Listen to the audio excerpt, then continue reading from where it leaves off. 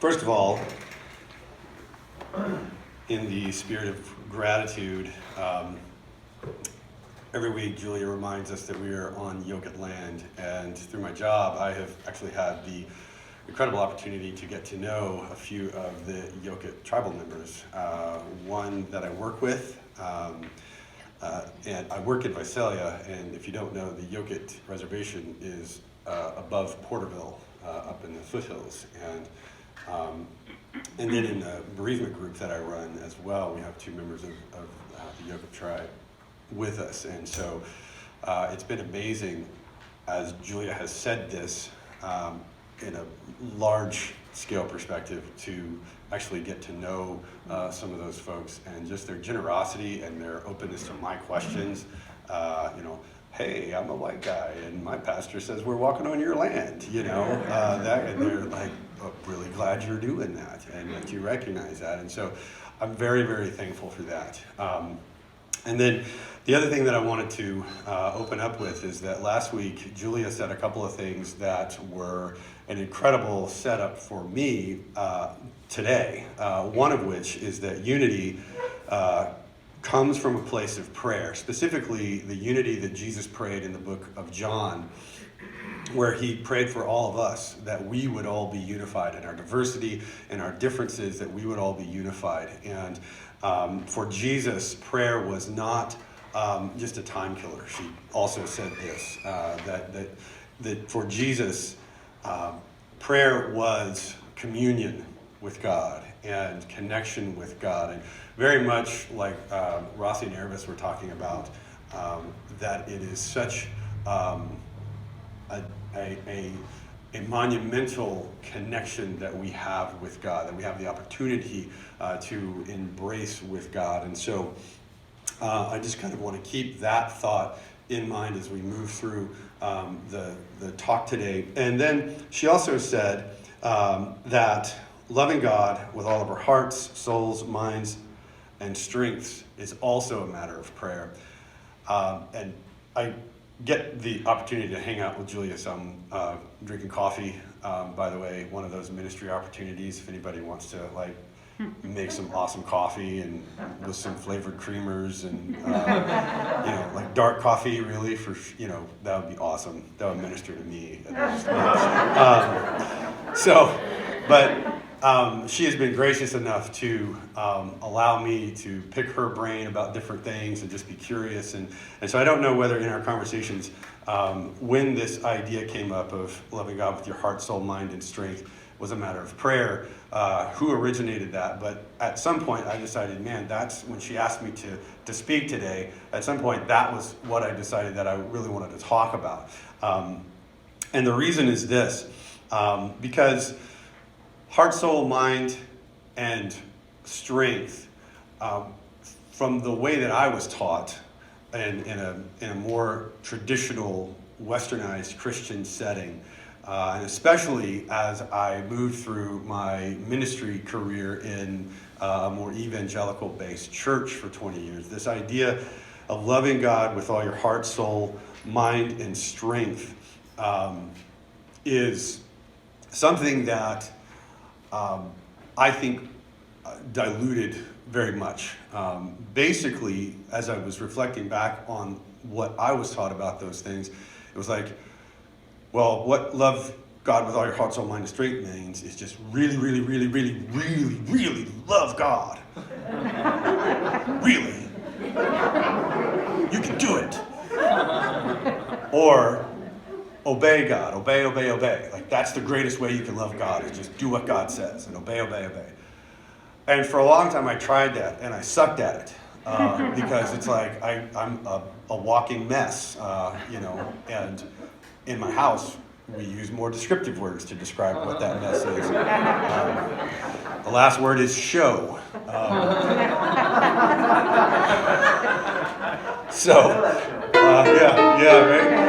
Right?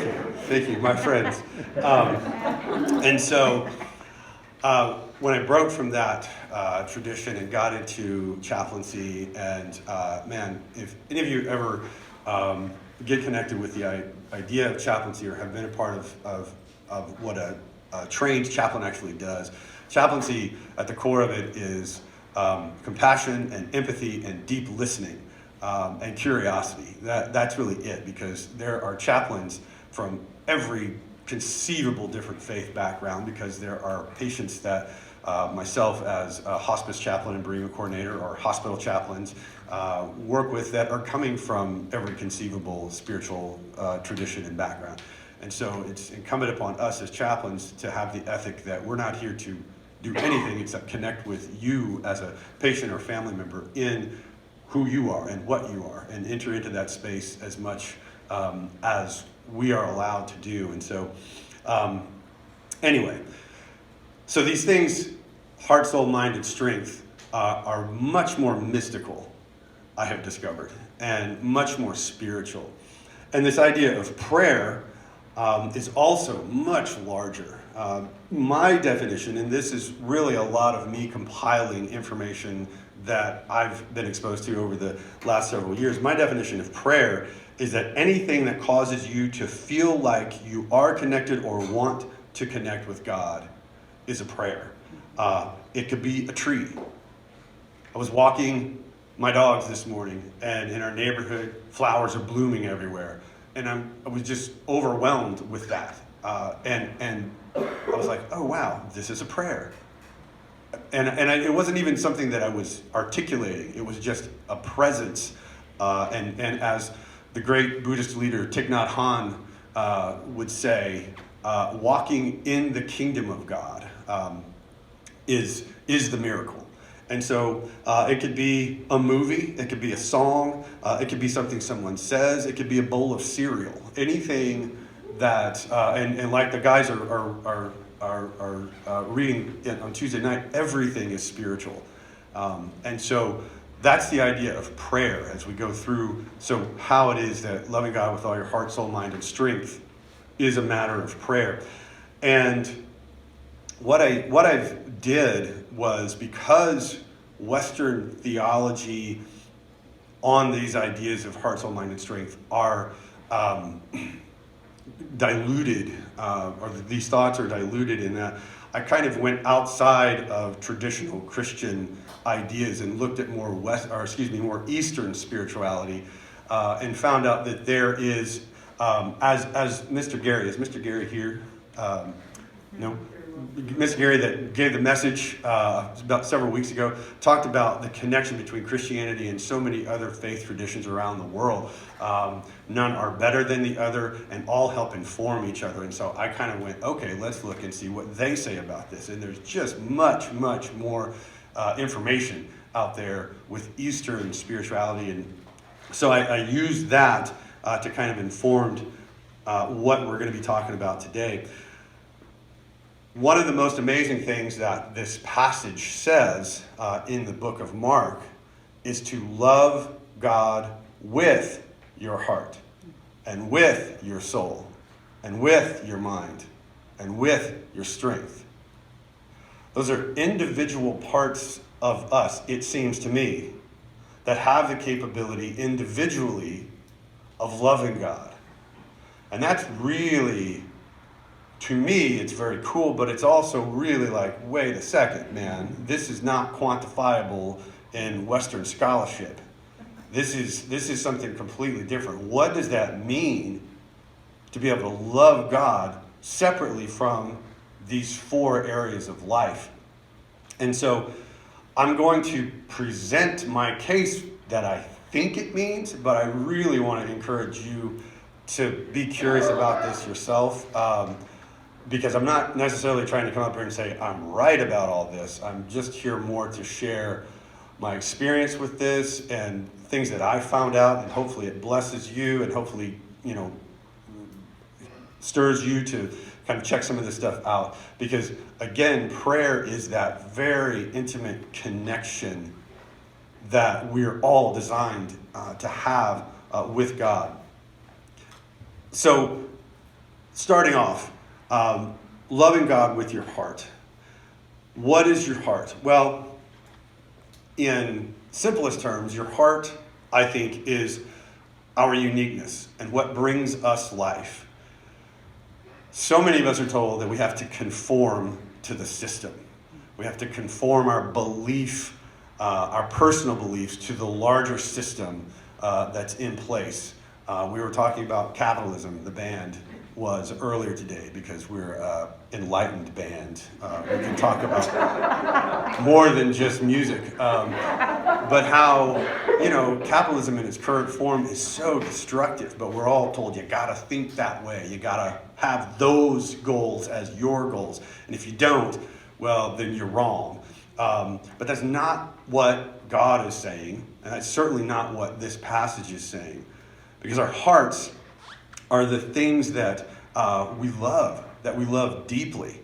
And so many of us feel shame for those things that we love. Case in point, I was born in 1970, I was 10 years old in 1980, and I grew up in the 80s with all of the cheesy 80s music.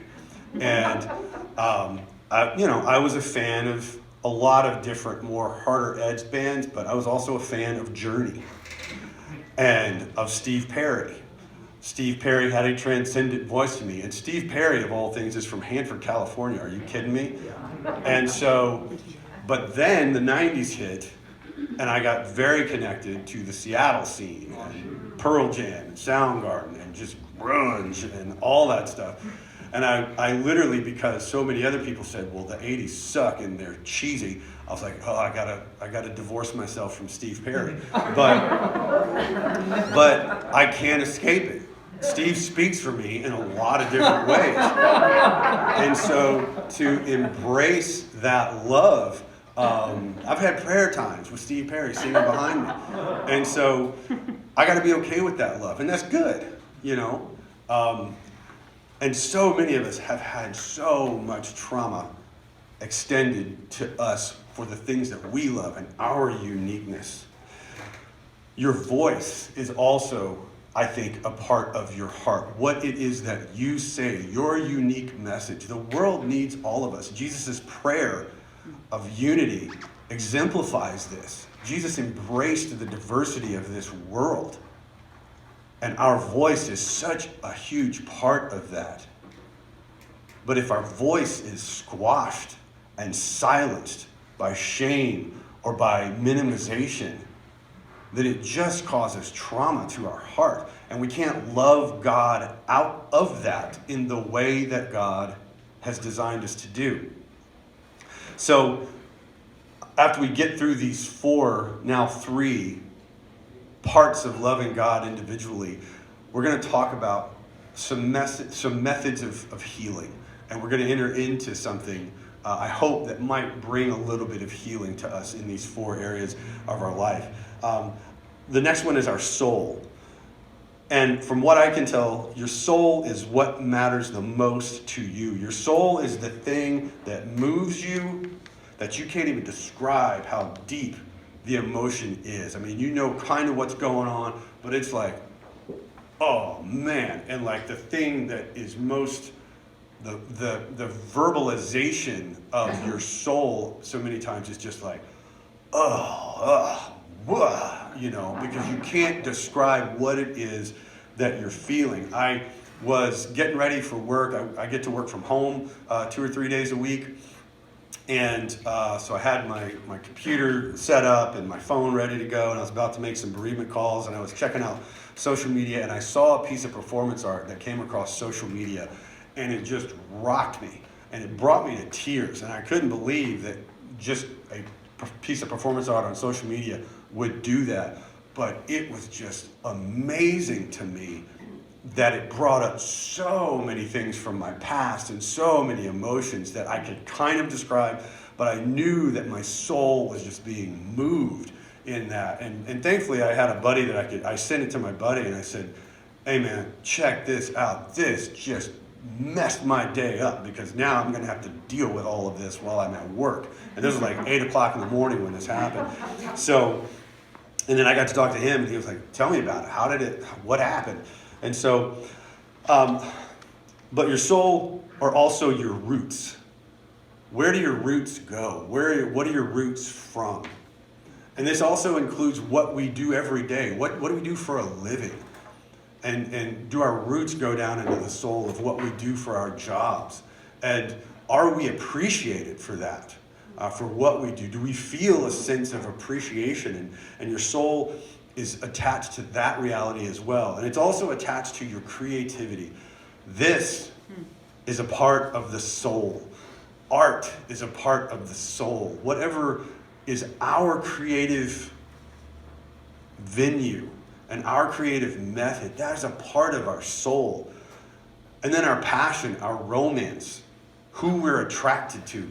Sometimes we don't even know. Like, I know growing up, I would be attracted to people and I'm like, I don't even like that person. Why am I attracted to them? But understanding that attraction and that desire to connect physically, that as well is a part of the soul. And again, it's so minimized by Western theology, and yet it's such a huge, huge piece of who we are, and it was given to us so that we could love God out of our soul. And then our mind, our intellect. And this one is probably the one that Western theology has most gravitated for, because it's intellect and academics and scholarship is very valued, as we all know, in Western society. But so yes, it is our ability to think and process and figure out algebra. And I say that because algebra really kicked my butt when I was in high school, and I had a ton of shame. My dad is a mechanical engineer, so he and algebra are best friends. And so I just was never able to figure it out. And so I took 3 years off of high school because I barely passed. I was a C's and D's, get degrees kind of guy. But I went and I got some healing. I lived on the beach in Florida for a while, and I came back and I knew that I was supposed to get to college, but then there was algebra staring me in the face, and I was just so intimidated by it. But I'd already flunked out of college algebra once, so I had to go to remedial algebra, and there was like 4 or 5 of us in remedial algebra. And the guy that taught remedial algebra was my angel, because he was like, you've been trying to solve algebra from this perspective, but I'm going to show you a completely different perspective on how to solve algebra. And he was right. And it was like, woof, this amazing divine intervention of healing, because I realized, I can look at it the way that my brain and my mind is hooked up and figure it out. And so I had to take remedial, got an A, I couldn't believe it. And then I had to take intermediate algebra, got an A, didn't get credit for either one of those 2 courses, but had to take it so I could get back into college algebra. And I got a B plus in that. And hey, I'll take a B plus after that. So yeah. Yes. Thank you, friends. Yes. And so, but your mind is also your spiritual connection. Both, I don't know if you've heard of the third eye, but your ability to see beyond what is actually in the material world. Your ability to understand, the deeper pictures of what's going on. Your empathy, your ability to listen, your ability to stay in the present moment, your ability to see the subtext of people's life when maybe they don't want anybody else to see that. So that is also a part of our minds. And then another part of our mind is our spiritual connection to God. The hand-holding with God. Prayer is an act. If you read the Hebrew translations of the word prayer, it's an act of romance between us and God. And prayer is the way that we literally stay connected to God in the way that a couple would stay connected to each other. And the mind is the part of the body where that connection starts. And so the last piece of our individual, well, that's not even what I'm trying to say. Well, the last piece of these 4 individual parts that have the ability to love God is our strength. And our strength, as best as I can tell, is our ability to put forth the other 3 into the world. our willingness to do this, our ability to do this, our motivation to do this, the things that are a part of our heart, and the things that are a part of our soul, and the things that are a part of our mind, our strength is the movement, the energy of those, are behind those things, that allows those things to become a part of who we are in the world, but then to become a part of the larger community that is also in the world. And it's not a strength that's based on ego. It's not a strength that's based on arrogance or narcissism.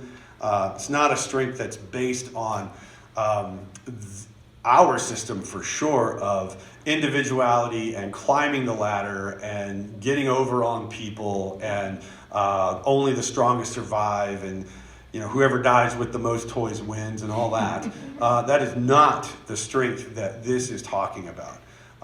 This is a strength that's based in humility, based in assurance that who we are is who God has made us to be and is supposed to be here.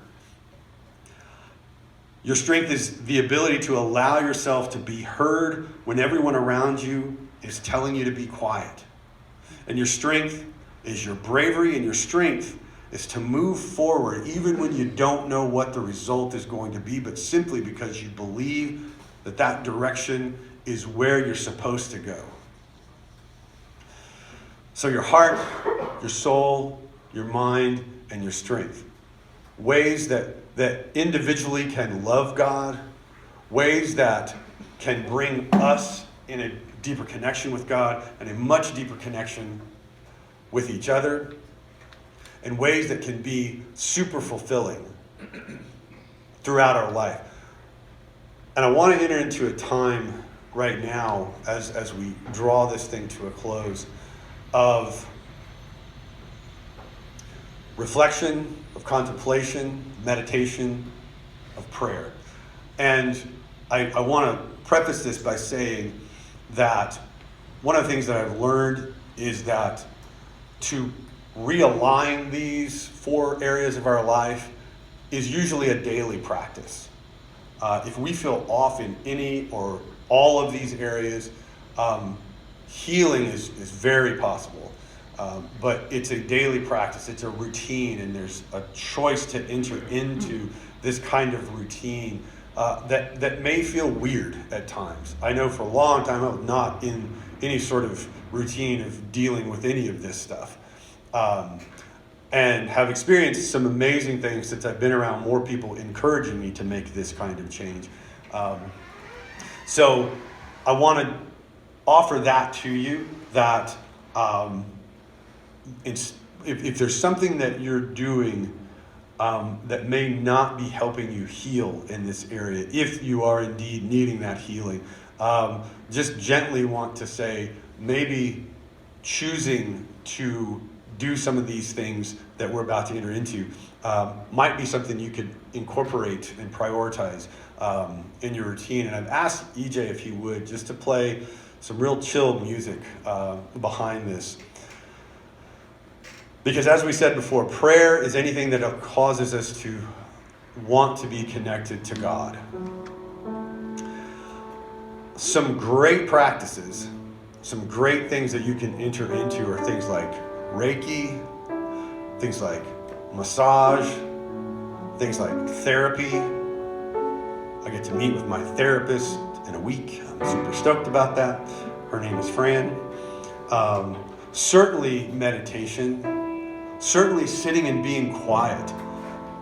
Even scientists are figuring out the benefit of just sitting for 20 or 30 minutes in silence. The way that can just help your body, your heart, your soul, your mind, your strength to relax. So there's all kinds of things. And again, I'm kind of new at all this, so I don't know. I wouldn't want to sit here and tell you, well, do this, and that, and you'll be great. But I certainly hope that this stirs up some curiosity in you. And I certainly know that we're all designed for these practices of prayer. So what I'd like to ask you to do right now is to close your eyes. I'd like to ask you to put both feet on the floor, sit up as straight as you can. and breathe with me.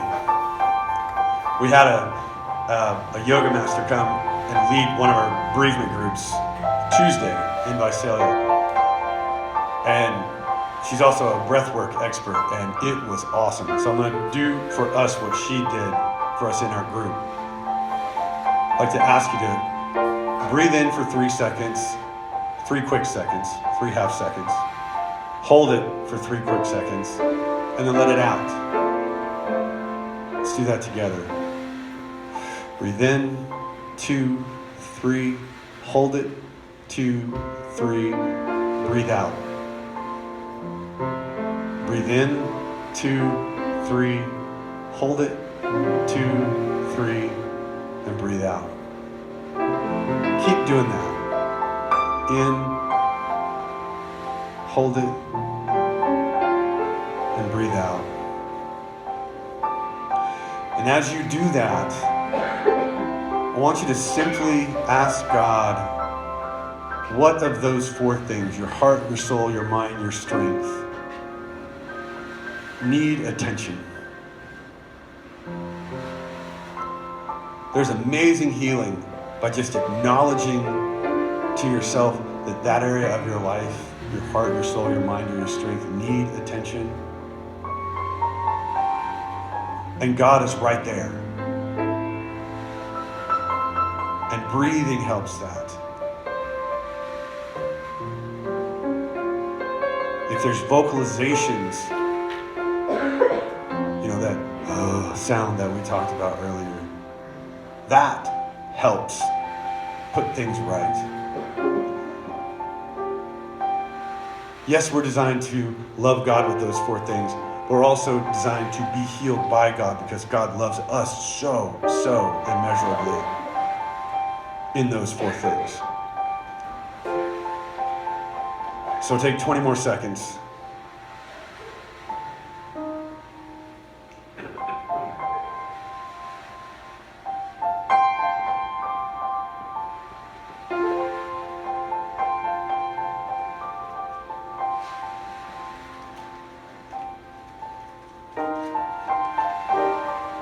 Creator of all of us, creator of all things in the universe, Spirit that in so many ways is unfathomable to us, but in so many ways, as Rossi and Aravis were pointing out, is our closest friend and our closest advocate.